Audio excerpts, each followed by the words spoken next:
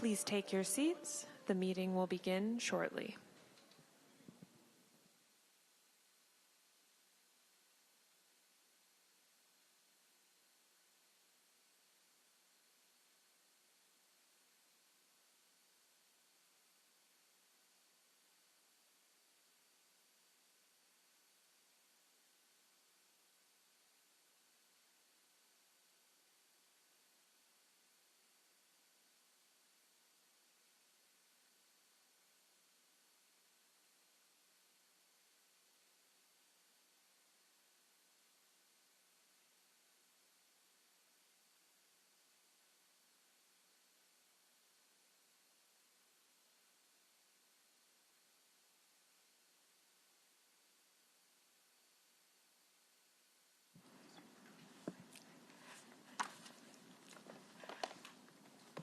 Good afternoon, everyone. Honorable ministers and guests, thank you for joining us here today at only the second ever joint meeting of the High-Level Policy Dialogue on Women and the Economy and the Small and Medium Enterprises Ministers. My name is Marisa Lago, and I have the honor and pleasure of serving as the Undersecretary of Commerce for International Trade at the U.S. Department of Commerce. It's a treat to be co-chairing this meeting with Ambassador Geeta Rao-Gupta, who is Ambassador for Global Women's Issues at the U.S. Department of State. Ambassador Rao-Gupta, thank you for your leadership, both in your current role, but also throughout your storied career.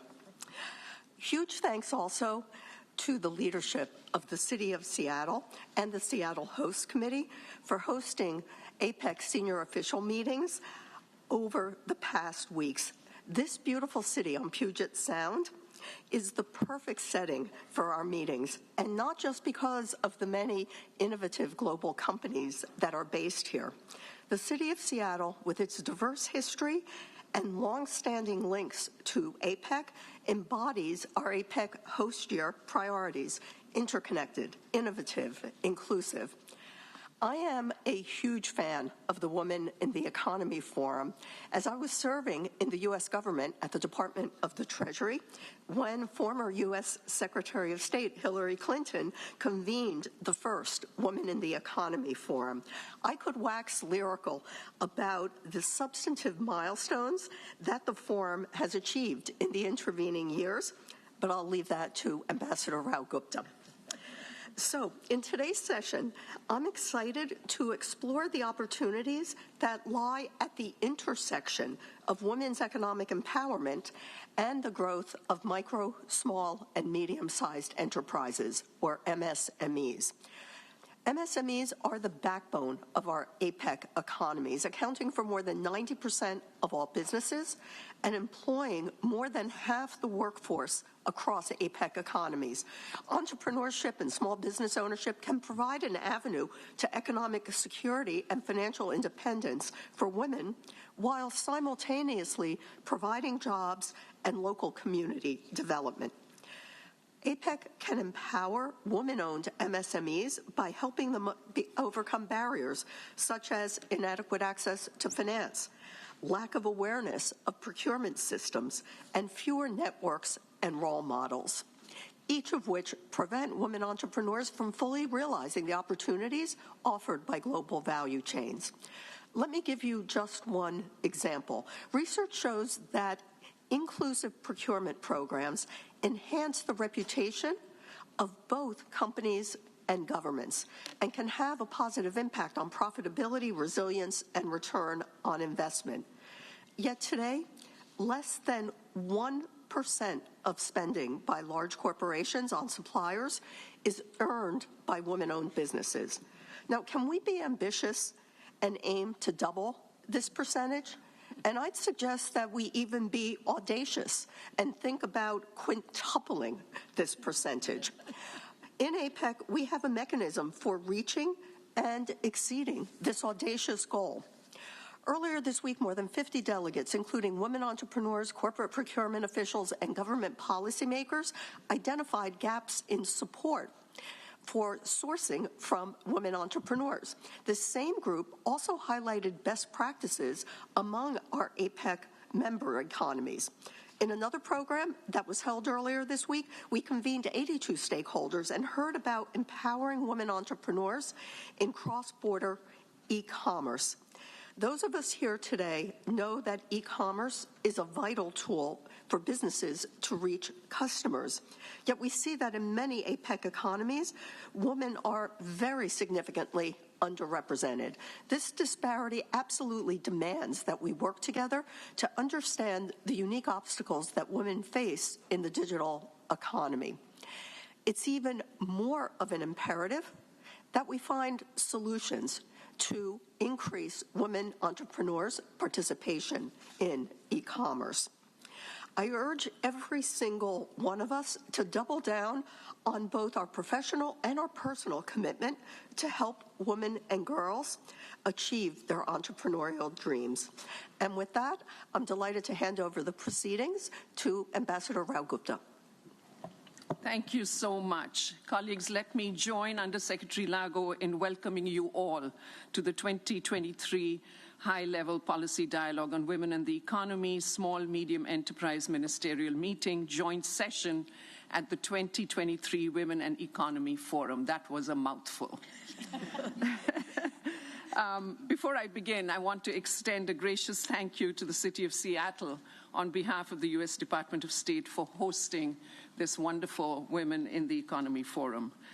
We are gathered here today to celebrate women-owned, led, and managed small businesses in the APEC region under the goals of the APEC Putrajaya Vision 2040 and Aotearoa Plan of Action and the La Serena Roadmap. Today's discussion is an important and timely one. There remains so much untapped potential for women business owners. This is why one of the 4 themes of the Women in the Economy Forum is equity and equality in global value chains. At today's joint session, we will highlight 2 cross-fora collaboration workshops, the APEC Women-Owned Businesses in Global Value Chains and Advancing Women in Cross-Border E-Commerce.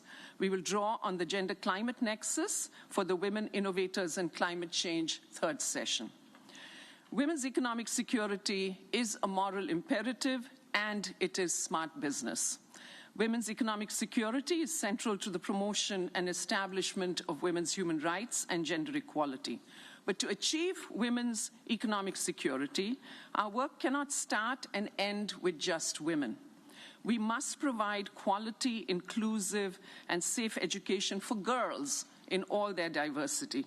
This is in addition to training, leadership, and skills-building opportunities for more equitable and inclusive economic growth. We believe that if every woman can access employment in every economic sector, including traditionally male-dominated sectors such as STEM, women and girls will have more opportunities to attain the same levels of success as men. It is critical for women to access employment that is in line with international labor standards and free from gender-based violence, including harassment, both online and offline. Furthermore, if women obtain adequate training, support, and opportunities for advancement, then women and girls globally will achieve economic competitiveness through well-paying, quality jobs and decent and dignified work, which is the goal we're all shooting for. I would like to conclude by highlighting the unwavering commitment of President Biden in advancing gender equity and equality. This is a matter of human rights, justice, and fairness. It is also a U.S. strategic, domestic, and foreign policy priority that promotes economic growth. As we turn towards our opening this joint session, we do ask that you keep interventions to no more than 3 minutes. I would like now to turn to the APEC Executive Director, Dr. Rebecca Fatima Santa Maria. Thank you, Ambassador-at-Large Geeta Rao Gupta, Undersecretary Ms. Marisa Lago, Ministers, Chairs of the SME Working Group and the PPWE Working Group.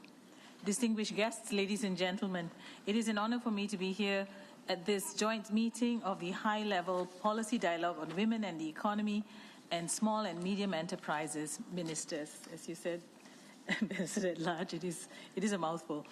But it is an important example of cross-border collaboration in APEC.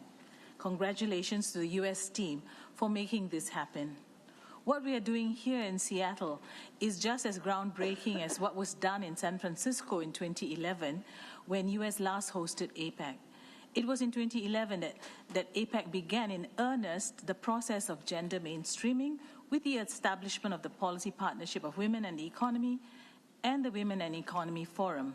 And here in Seattle, we are translating into action the call for greater collaboration among working groups in APEC with common interests.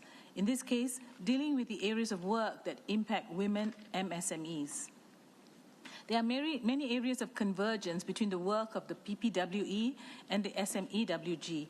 The La Serena Roadmap for Women and Inclusive Growth calls for us to promote and facilitate cooperation in the public and private sectors to help ensure that women, including women of diverse backgrounds and women-led MSMEs, can access capital and assets in both local and international markets and enhance women-owned and women-led MSMEs' ability to participate in global value chains.